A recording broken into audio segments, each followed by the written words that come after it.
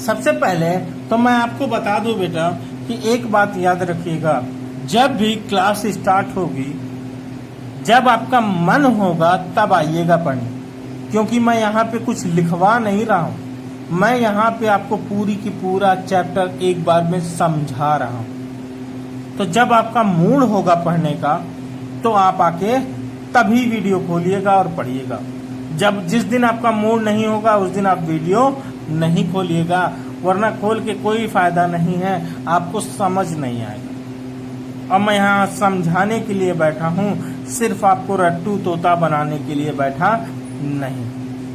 तो आप आराम से इसको जब भी पढ़िएगा, जब भी मूड करेगा, आप उसी टाइम पढ़िएगा जब आपका मन हो। Okay, good luck. चलिए क्लास स्टार्ट करते हैं।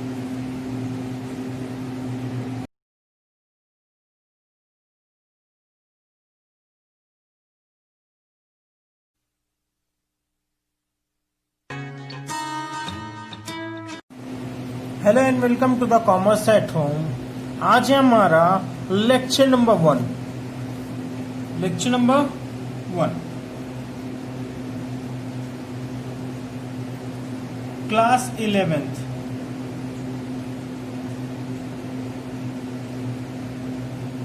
कौन सा सब्जेक्ट है? Business organisation. इस सब्जेक्ट का सबसे पहला लेक्चर है आज हमारा, जिसमें हम 2 बातें पढ़ने वाले हैं। पहला कॉमर्स, दूसरा मॉडर्न सिविलाइजेशन।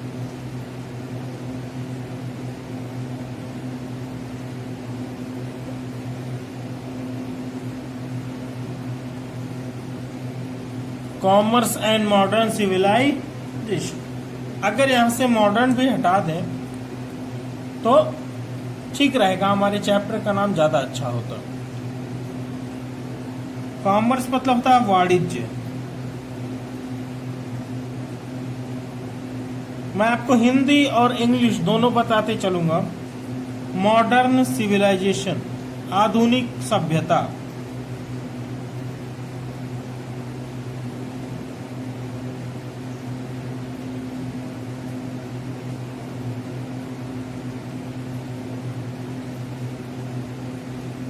आधुनिक सभ्यता कह रहा है वाणिज्य और आज की जो सभ्यता है नई वाली,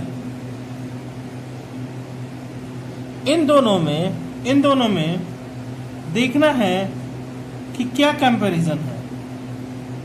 या ऐसे समझ लीजिए, पहले हमको ये जानना पड़ेगा कि भैया हमारा सिविलाइजेशन पहले कैसा था, हम कितने सभ्य थे। क्योंकि बिजनेस जैसे जैसे हम जानकार होते जाते हैं उसी तरह से हम बिजनेस को बढ़ाते जाते हैं। जितना हम बिजनेस के बारे में जानते हैं उसी तरह से हम बिजनेस को बढ़ाते चले जाते हैं। तो जैसे जैसे हम सभ्य होते जाते हैं हम अपने व्यापार को बढ़ाते जाते हैं। ठीक है, सबसे पहले तो हमें जानना पड़ेगा कि हमारी पहले सभ्यता थी कैसे।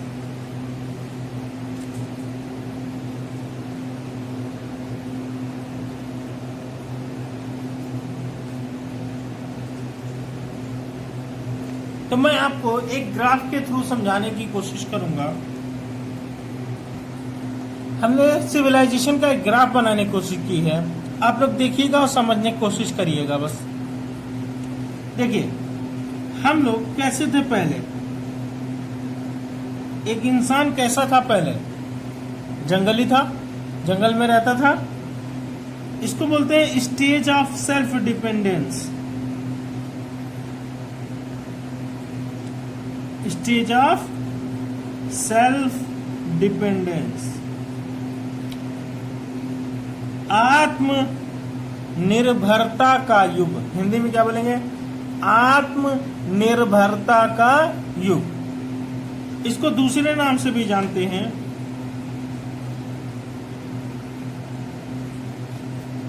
हंटिंग स्टेज, जब इंसान शिकार करता था और खाता था। जानवर देखता था, शिकार करता था और खाता था। तो उस टाइम पे इन लोगों की खुराक क्या थी? क्या इस ऐसे टाइम पे जब आदमी सेल्फ डिपेंडेंट था तो क्या कोई व्यापार करता था? वो कोई व्यापार नहीं करता था।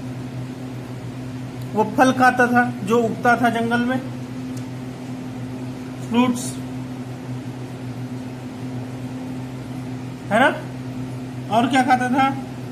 शिकार करके खाता था, हंट करके। रहता क्या था?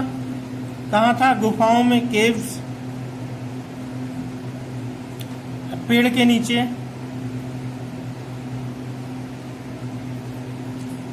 है ना? ऐसे रहता था। और कपड़े क्या पहनता था? कपड़े कोई नहीं पहनता। तो इस टाइम पे कोई सिविलाइजेशन था, ये हमारी एक सभ्यता थी। एक इंसान ऐसा होता था, बट उस टाइम पे व्यापार से, कॉमर्स से कोई रिलेशन नहीं था। अब आते हैं दूसरी बात पे। दूसरा युग कौन सा है सर?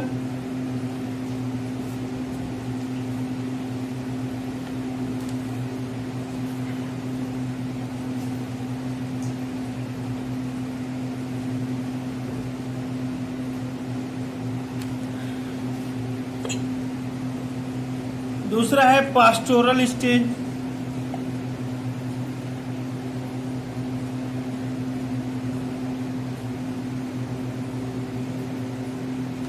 पास्टोरल स्टेज मतलब क्या है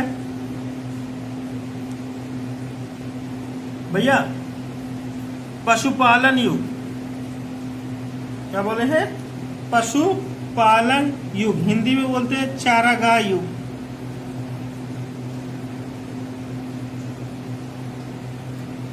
सौ 50 साल 200 साल बाद आदमी थोड़ा सा सभ्य हुआ और जानवरों को सिर्फ मारने के बजाय ये हंटिंग स्टेज को छोड़कर जब इससे आगे बढ़ा इंसान, तो जानवरों को पालना शुरू किया। जानवरों को पालना शुरू किया और उससे जो निकलता था मिल्क वगैरह, दूध वगैरह और फ्रूट्स वगैरह तो उसको मिल ही जाते थे। कभी कभी वो हंट भी करता था, शिकार भी करता था। रहता कहाँ था? तब भी केव्स के नीचे, केव्स के अंदर, गुफाओं में रहता था या पेड़ के नीचे रहता था। ठीक है? और इनकी संपत्ति क्या होती थी? वही वेल्थ होती थी इनकी, जानवर। वेल्थ क्या होती थी इनकी? वही एनिमल्स।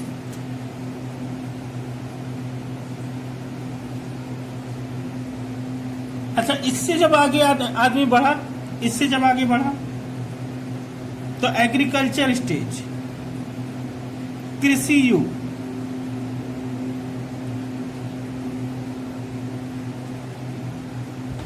क्या बोलते हैं हिंदी में? कृषि युग। कृषि युग में आने के बाद इंसान ने क्या किया? खेती करना शुरू किया। जब थोड़ा और समझदार हुआ तो खेती करना शुरू की। खेती करके जो अनाज उगता था उससे वो थोड़ा बहुत एक्सचेंज भी करना शुरू की।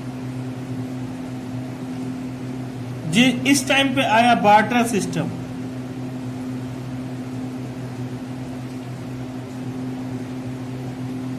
और हंटिंग स्टेज से लेके एग्रीकल्चर स्टेज में कम से कम कुछ नहीं तो 900 साल का डिफरेंस होगा। कितने साल का? 900 साल या 1000 साल का डिफरेंस होगा। ऐसे धीरे धीरे आदमी सभ्य होता गया, समझदार होता गया। यहाँ पे थोड़ा सा व्यापार शुरू हुआ, लेकिन बस वो उतना ही उगाता था जितना खा के खत्म कर ले। वो किसी को बेचने के लिए नहीं करता था। कभी कभी मान लेते हैं वो चावल उगाया और उसको गेहूं की जरूरत पड़ गई तो वो चावल दे के गेहूं ले लेता था। उसको बार्टर सिस्टम बोलते थे। क्या बोलते थे? Barter system. तो यहां पे थोड़ा सा ट्रेड स्टार्ट तो हुआ। और इस वक्त में ये क्या पहनते थे? ये कुछ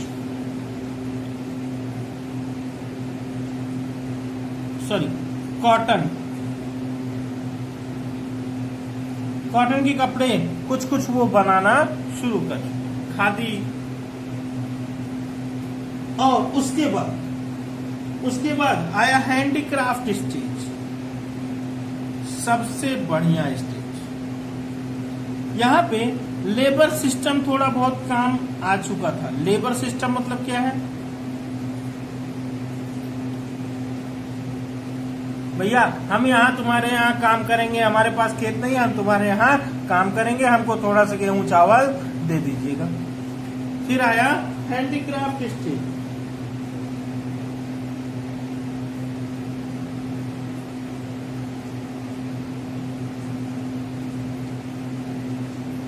इसको हिंदी में बोलते हैं शिल्प युग।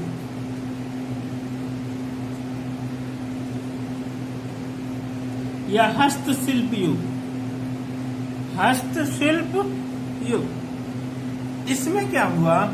इसमें लोगों के काम के हिसाब से, यही एक जगह थी जब नाम के आगे उनके काम के नाम लगा दिए गए।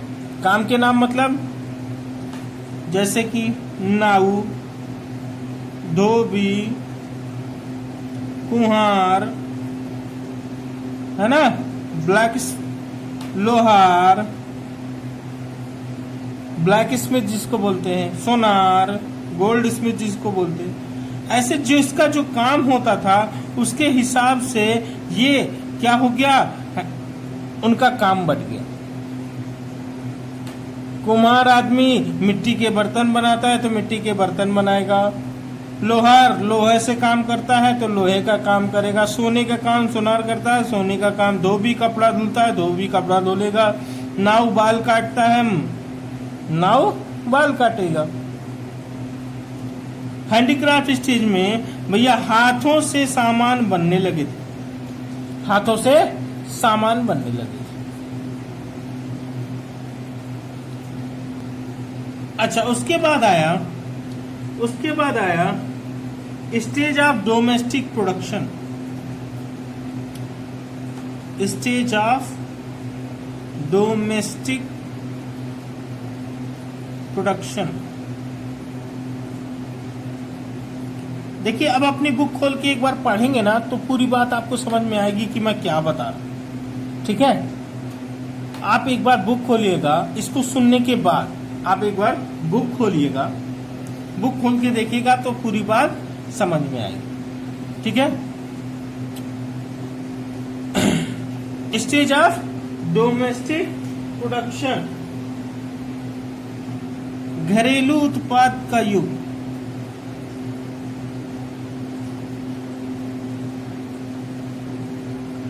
जब लोग अपने अपने काम पे लग गए तो लोगों ने सोचा हमको थोड़ा और प्रॉफिट कमानी चाहिए, तो उत्पादन शुरू किया। पहले उतना ही करते थे कृषि युग में जितना खा के खत्म कर ले, पर उत्पादन क्यों बढ़ाया? क्योंकि उनको पैसे कमाने की होड़ लग गई। वो सिर्फ खुद के खाने के लिए सामान नहीं बनाते थे, सामान बनाते थे और उसको बाजार में बेचते थे। क्योंकि इस स्टेज तक में मनी आ चुका था। पैसा आने के बाद बाजार में चीजें आसानी से बिक जाती हैं। अच्छा, उसके बाद आया इंडस्ट्रियल स्टेज, औद्योगिक युग।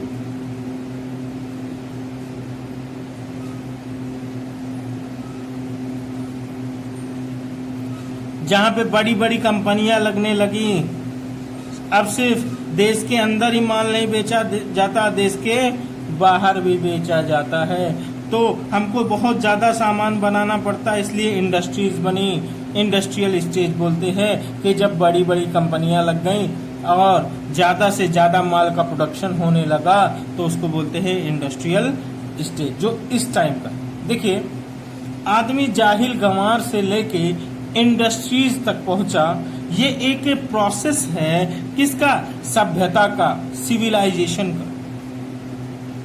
कि हम कैसे धीरे धीरे सभ्य होते चले गए। अच्छा, जैसे जैसे सभ्य हुए वैसे वैसे अपना बिजनेस बढ़ाया या नहीं बढ़ाया? वैसे वैसे अपना बिजनेस भी बढ़ाया। इसीलिए कहा जाता है सिविलाइजेशन में और कॉमर्स में डायरेक्ट रिलेशन। सिविलाइजेशन जितना बढ़ेगी कॉमर्स उतना बढ़ेगा, सिविलाइजेशन जितना घटेगी कॉमर्स उतना ही घट जाएगा। ठीक है, जितने हम सभ्य होते जाएंगे, समझदार होते जाएंगे, जानकार होते जाएंगे, उतना ही हम अपना व्यापार को बढ़ाते जाएंगे। अच्छा, बहुत कभी कभी ऐसे सवाल आता है, कॉमर्स क्या है सर? कॉमर्स बेटा हम समझते हैं व्यापार को कहते हैं, बट सिर्फ व्यापार ही कॉमर्स नहीं होता। व्यापार के साथ साथ ऑक्सिलरीज भी आती।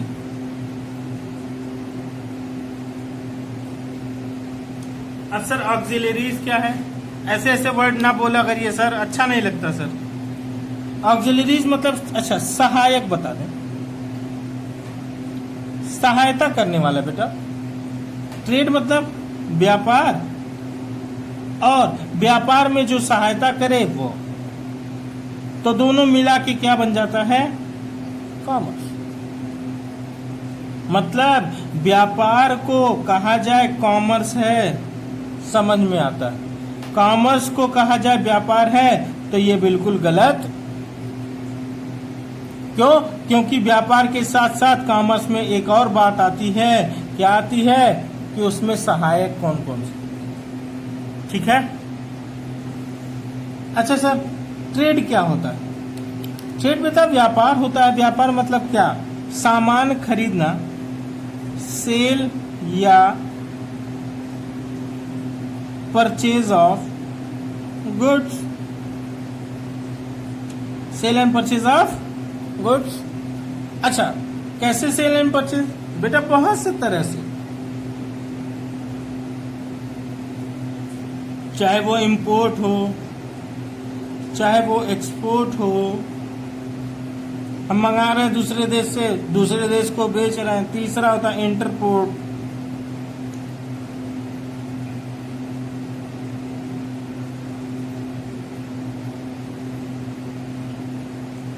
इंटरपोर्ट ट्रेड, होलसेल ट्रेड हो, रिटेल ट्रेड हो,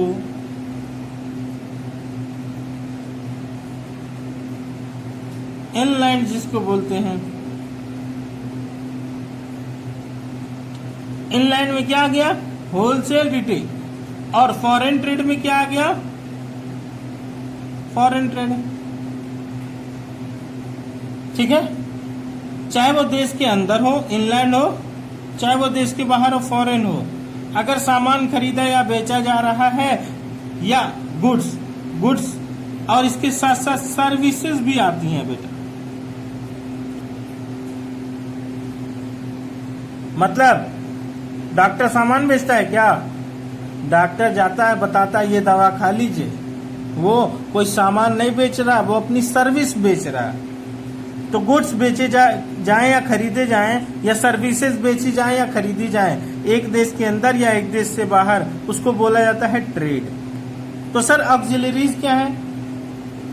भैया इस व्यापार को चलाने के लिए जो जो चीजों की मदद लेनी पड़ती है, जैसे कि सामान यहां से वहां भेजना है तो ट्रांसपोर्टेशन है ना, ट्रांसपोर्ट की सर्विस, ये क्या आएंगी? ऑक्सिलरीज में। बैंक पेमेंट करवाता है या पेमेंट दिलवाता है ना, तो बैंक की सर्विस। और क्या आता है बेटा? कम्युनिकेशन की सर्विस, बातचीत करनी है, कम्युनिकेशन। और कौन सी सर? और कौन सी? इंश्योरेंस की, इंश्योरेंस सर्विसेज, और कौन सी सर, एडवर्टीजमेंट।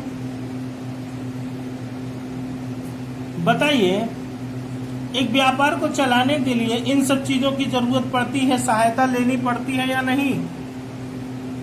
तो ट्रेड मतलब सिर्फ इतना पार्ट हुआ, लेकिन कॉमर्स मतलब क्या, ये पार्ट और ये पार्ट दोनों मिलाकर क्या बनता है, कॉमर्स। कॉमर्स एक बड़ा, एक ब्रॉड सब्जेक्ट है ट्रेड से एक बड़ा सब्जेक्ट। ये था सेकंड चैप्टर का, लेकिन मुझे यही बताना पड़ा, इसलिए बताना पड़ा क्योंकि यहां पे जानना आपके लिए जरूरी है। तो व्यापार और सिविलाइजेशन में कॉमर्स, वाणिज्य और सभ्यता में आपने देखा कि कैसा रिलेशन है, पॉजिटिव रिलेशन।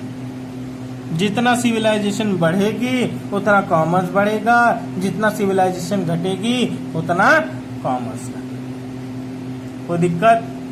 ये था हमारा चैप्टर नंबर 1, चैप्टर नंबर 1। ये था पूरा हमारा चैप्टर। आप इस फिगर को बना लीजिएगा आराम से, कोई दिक्कत नहीं है। और एक बार अपनी बुक को पढ़ लीजिएगा, पूरा का पूरा चैप्टर आपके पकड़ में आ जाएगा। कोई दिक्कत, और कोई दिक्कत हो तो आप मेरा कांटेक्ट नंबर लिख सकते हैं, लिख लीजिए 8957908957। और मैं आपको बता दूं बेटा,